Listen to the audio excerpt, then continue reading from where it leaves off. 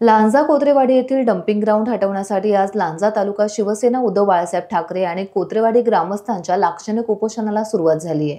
आता हा लढा अस्तित्वाचा झाला असून या लढ्यात कोत्रेवाडी ग्रामस्थांसह नागरिकांची मोठ्या प्रमाणात उपस्थिती आहे। जोरदार घोषणाबाजीने नागरिकांनी परिसर दणाणून टाकलाय। शासकीय नियम धाब्यावर बसवत ग्रामस्थांना नको असलेला प्रकल्प दांडगाईने राबवला जातोय। इगो बाजूला ठेवून प्रशासनाने चर्चेला यावे असे निवेदन देण्यात येत असून प्रकल्प स्थलांतरित होत असेपर्यंत लढा सुरू ठेवण्याचा इशारा आता देण्यात येतोय। शिवसेनेचे उपजिल्हा प्रमुख रवींद्र डोळस, महिला जिल्हा संघटक उल्का विश्वासराव, भाई विचारे, तालुका प्रमुख सुरेश करंबळे यांच्यासह मोठ्या संख्येने कोत्रेवाडी ग्रामस्थांच्या उपस्थितीत लाक्षणिक उपोषण आता पार पडत आहे।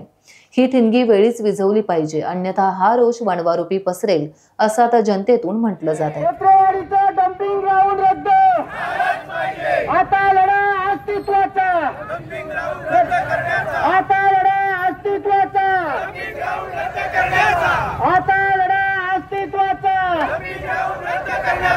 अरे कोण आणि असं कुठल्याही निकषामध्ये हे बसत नसताना सुद्धा आपण का हा लादलेला आहे त्यांच्यावरती असं सांगून सुद्धा इथले ते स्थानिक आमदार असतील, लोकप्रतिनिधी असतील किंवा नगरपंचायतीचे जे सगळे पुढारी असतील त्यांच्या सांगण्यामुळे आणि त्यांनी केलेल्या भ्रष्टाचारामुळे हा प्रकल्प आमच्या ग्रामस्थांवरती कोत्रेवाडीचा लादलेला आहे।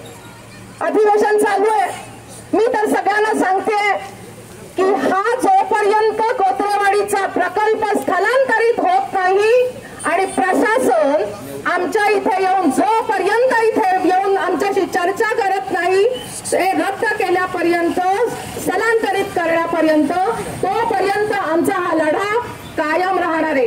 आज आम्ही इथे उपोषण केलेले, मी प्रशासनाला विनंती करते तुम्ही आमच्याशी इथे या आणि चर्चा करा।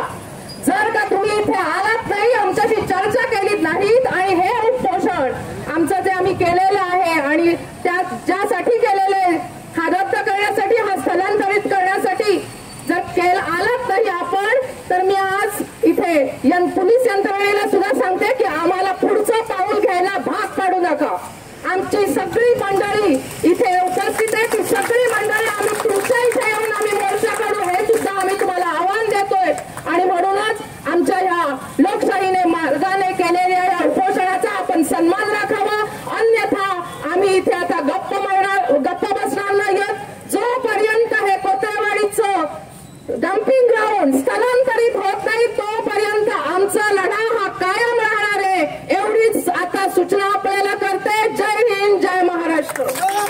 दुरुस्त करता येईल, परंतु प्रशासनाच्या मुजरपणाची भूमिका न घेता ग्रामस्थांनी या ठिकाणी जो लाक्षणिक उपोषण केलेला आहे, त्या लाक्षणिक उपोषणाचा मान ठेवून किमान प्रशासनाने इथल्या लोकांशी, इथल्या आंदोलकांशी या ठिकाणी येऊन चर्चा करण्याची गरज आहे। म्हणून प्रशासनाने आपला थोडासा इगो बाजूला ठेवून अनेक वेळा एका बाजूला प्रांत सांगतात, जागेला जाण्यासाठी रस्ता असेल तरच त्या ठिकाणी डम्पिंग ग्राउंड केलं जाईल।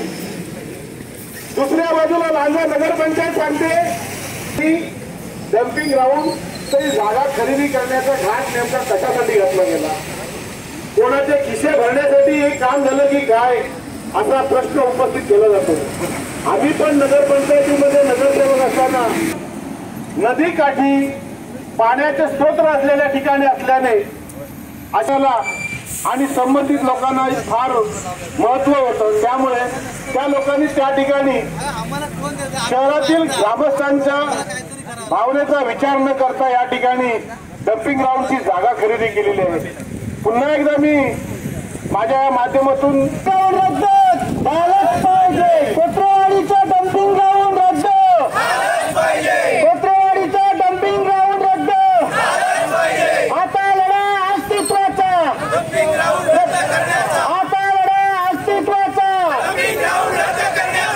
आता लढा अस्तित्वाचा। टाइम्स डिजिटलला लाईक करा, शेअर करा, सबस्क्राईब करा आणि बेल आयकॉन दाबायला विसरू नका। Times digital.